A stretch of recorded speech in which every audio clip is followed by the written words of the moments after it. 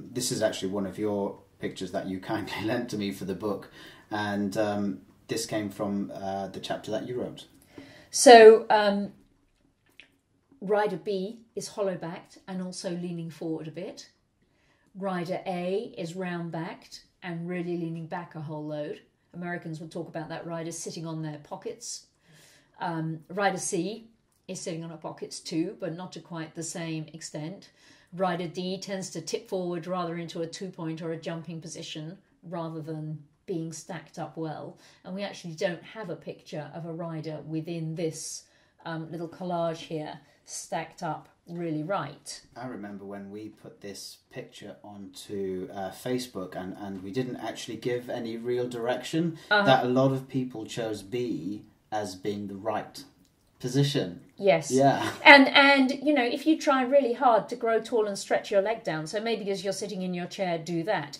If you really grow tall, you'll tend to lift your ribs and hollow your back. And if you really stretch your leg down, you'll tend to end up with your thigh almost vertical. And if you're riding, the more your thigh goes towards vertical, the more your back will hollow, because that's just the way bodies work. Hip joints don't have the capacity to make your thigh vertical when you're riding and to keep your back in the ideal position, which is both vertical and where the length of your front matches the length of your back.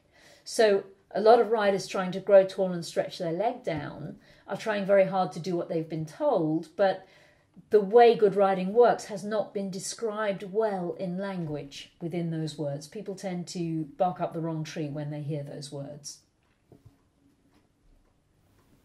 So Peter put up a slide here of what I call the pie of riding. So if riding were a pie and we were to cut that pie into various pieces, the traditional way of thinking about riding, you know, one piece would be heels down, one would be relax, one would be stretch your leg down. Sit up tall. Sit up tall, stick your chest out.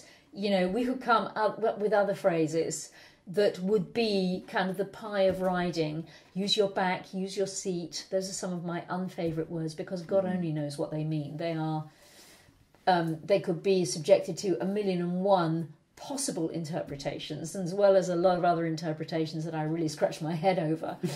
So within that pie of riding, as it is traditionally broken up into pieces, I think we don't have really useful language. Just way too fuzzy. This is a way that I have broken down the pie, and of course you're not going to understand these words just as well. You're not going to understand many of the words. You'd understand keep the horse's attention, you'd understand keep impulsion, you might understand keep contact with the bit, maintain the ideal balance.